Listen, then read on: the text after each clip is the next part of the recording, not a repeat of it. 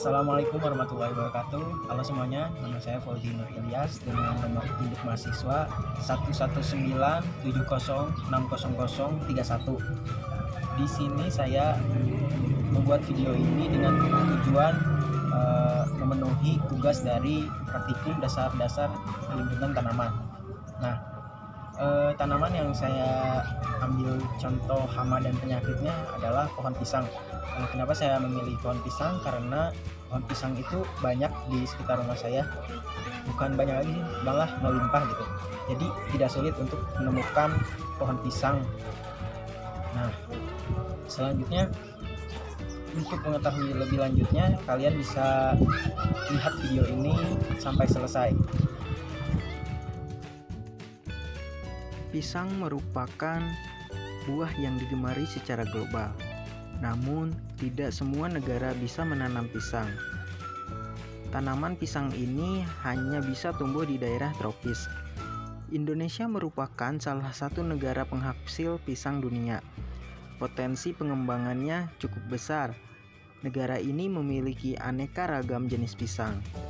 Salah satu kendala dalam budidaya pisang adalah hama dan penyakit.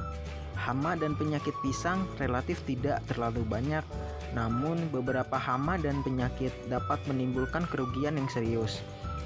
Serangan yang umum misalnya layu fusarium. Penyakit ini disebabkan oleh cendawan Fusarium oxysporum. Penyakit layu fusarium banyak menyerang tanaman hortikultura seperti cabai, bawang, tomat, dan lainnya. Penyakit ini cukup mematikan karena dapat dengan cepat meluas. Begitu juga pada tanaman pisang, layu fusarium bisa menyerang daun, batang, hingga akar. Penularan penyakit ini bisa dari berbagai media seperti bibit, tanah, pupuk, pupuk kandang, atau alat-alat pertanian. Gejalanya yaitu berupa menguningnya daun. Daun dan pelepah mengalami perubahan warna atau yang disebut dengan diskolorisasi. Tanaman pisang yang terkena penyakit ini biasanya mati. Upaya yang dapat dilakukan untuk mencegah penularan lebih lanjut adalah dengan membongkar dan membakar tanaman yang sakit. Kemudian tanah bekas tanaman tersebut disiram oleh fungisida.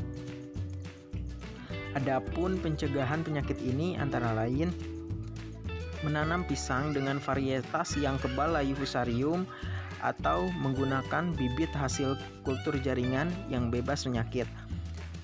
Penggunaan alat pertanian yang selektif, memanfaatkan musuh alami seperti trichoderma dan banyak lainnya. Nah teman-teman, yang tadi itu adalah penyakit yang menyerang tanaman pisang atau pohon pisang. Nah sekarang hamanya. Hamanya di sini saya banyak menemukan yaitu ulat penggulung daun. Nah untuk videonya bisa kita lihat sampai selesai ya.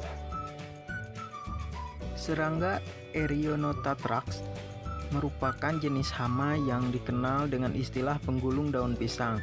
Karena tanaman inang dari hama ini spesifik pada kelompok tanaman pisang-pisangan. Serangga ini memiliki 4 fase dalam siklus hidupnya, yaitu telur, larva atau ulat, pupa, dan imago atau serangga dewasa. Hama ini menyebar di seluruh dunia, khususnya di kawasan Pasifik, Hawaii, dan Asia. Hama penggulung daun ini menjadi hama penting di kawasan Asia Tenggara karena menyerang segala jenis tanaman pisang, mulai dari jenis tanaman pisang untuk konsumsi, bahan baku industri, sampai jenis pisang hias. Gejalanya menurut saya begitu gampang diamati. Daun pisang yang terserang oleh ulat umumnya terkoyak dan tergulung yang menyerupai tabung. Ketika daun tergulung tersebut dibuka akan ditemukan ulat. Selain itu, larva atau ulat yang masih muda memotong tepi daun secara miring. Jika terjadi serangan berat, daun pisang bisa sampai habis, maka hanya tersisa pelepah daun yang penuh dengan gulungan daun.